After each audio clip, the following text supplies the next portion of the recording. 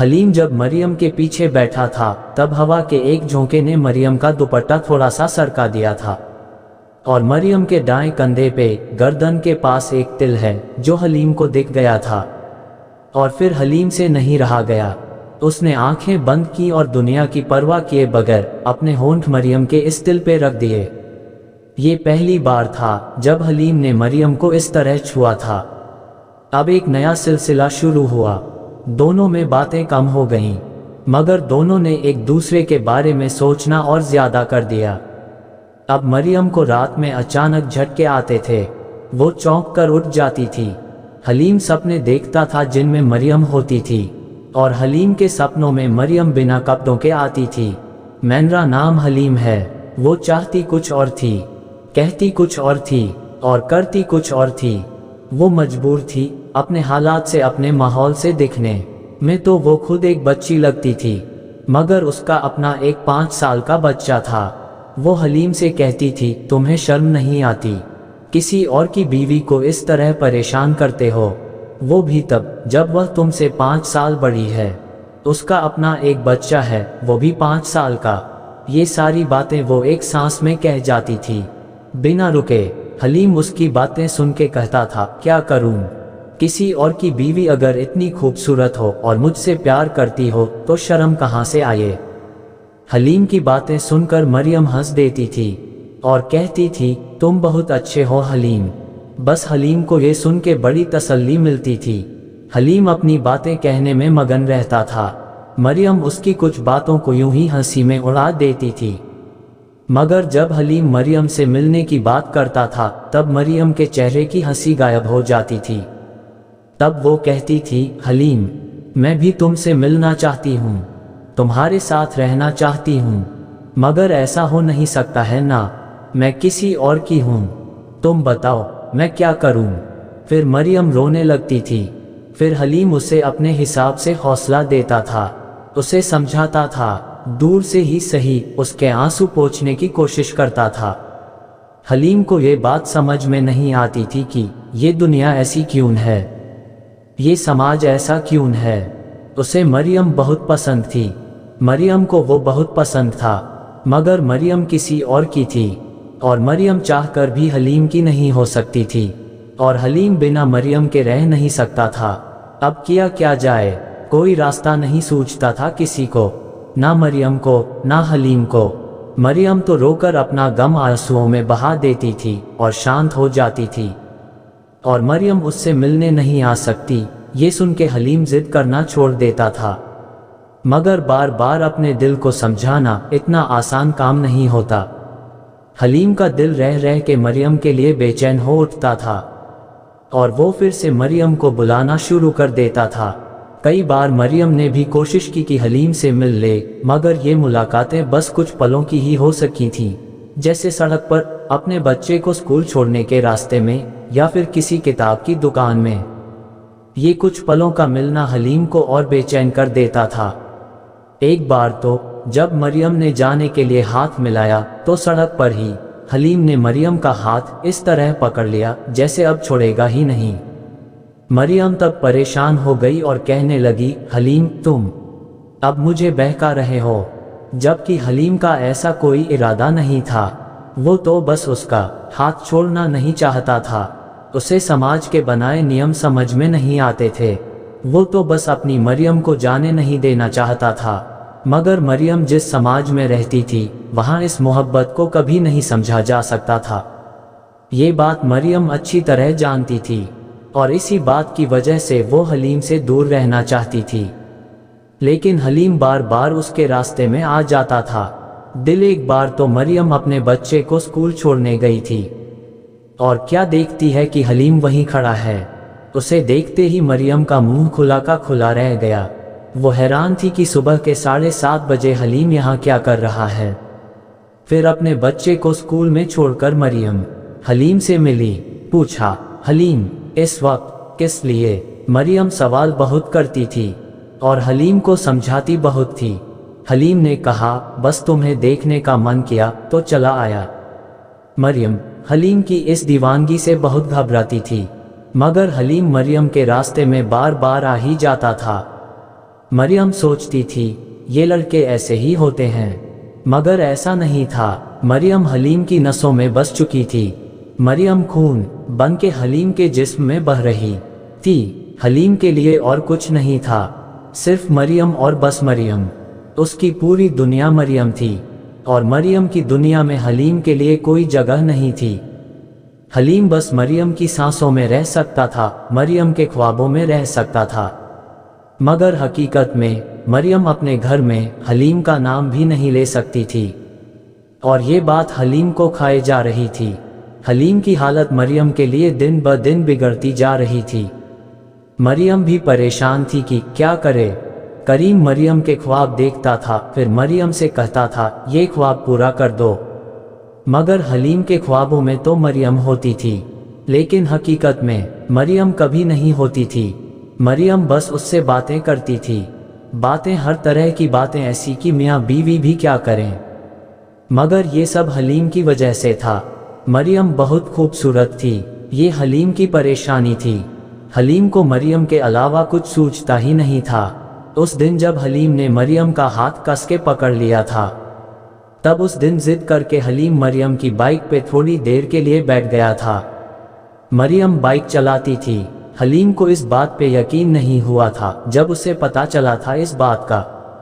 उस दिन हलीम जब मरियम के पीछे बैठा था, तब हवा के एक झोंके ने मरियम का दुपट्टा थोड़ा सा सरका दिया था और मरियम के दाएं कंधे पे गर्दन के पास एक तिल है जो हलीम को दिख गया था।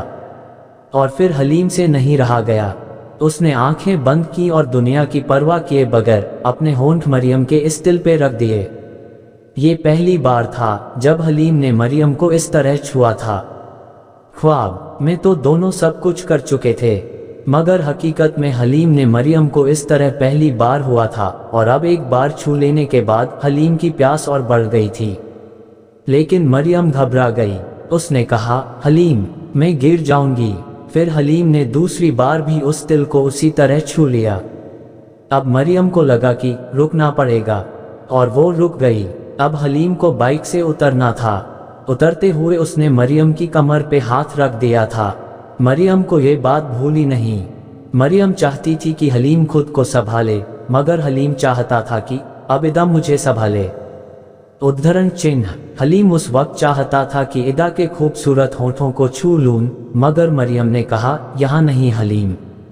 अब हलीम को लगा मरियम फिर किसी मौके की बात कर रही है और उसने खुद को समझा लिया और मरियम चली गई।